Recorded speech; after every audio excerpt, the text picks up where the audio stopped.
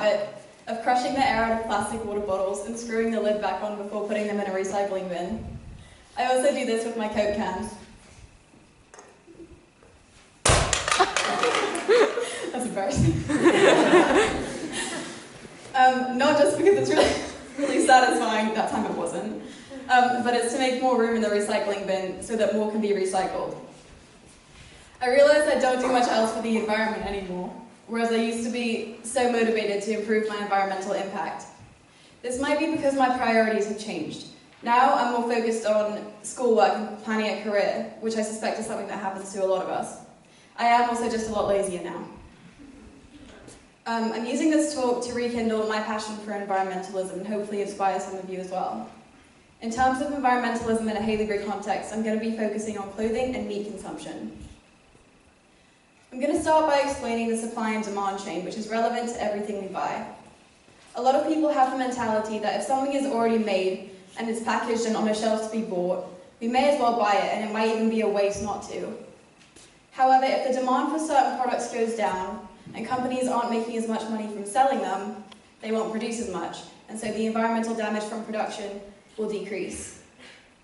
This is the link between us and mass production, and it's something really powerful that we have more control over than we realize.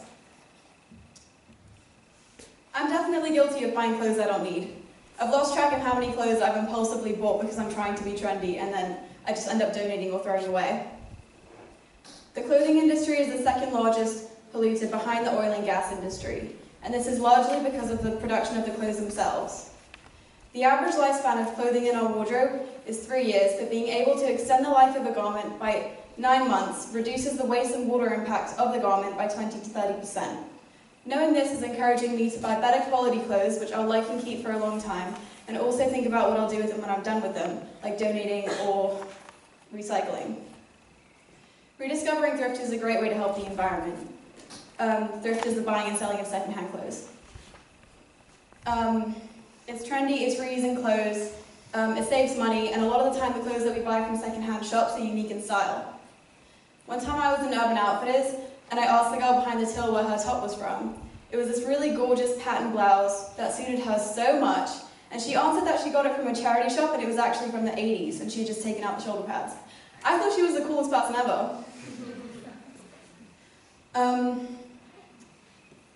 Using apps and websites such as Depop and eBay are really good ways to use thrift to help save the environment, and they're really convenient as well. And buying things from places such as Moral Fibers or BuyMeOnce.com are really good ways to ethically buy what we need while being conscious of how it affects the environment.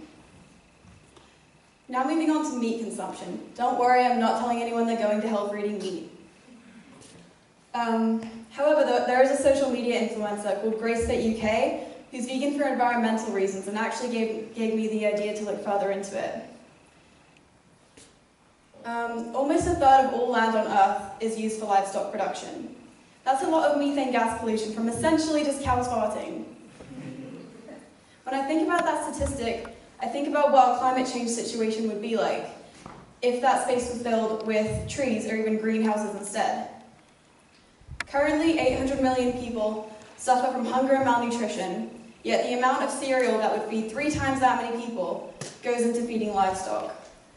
It's more efficient to just grow food for people. I feel like it's immoral that the amount of food that could feed the entire world goes into our meat, and still so much of it gets wasted. Even at Haileybury, we still just waste so much food because we pick it up and don't even feel like eating it. And then it makes me sad that animals die for our meals and then they end up in landfills or composts.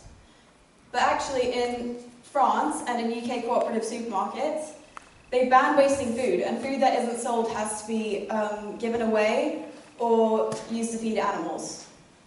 Since doing the research for this talk, I've begun to decrease my meat consumption. I used to eat red meat about 5 times a week. Now I go like maybe once, if even that.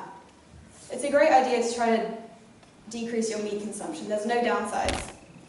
Oxford University's Public Health Department actually found that eating meat no more than 3 times per week could prevent up to 45,000 premature deaths in the UK per year from things like cancer, strokes, and heart attack. And this is because of the fat and salt content of the meat and a lot of harmful chemicals from processing a lot of it.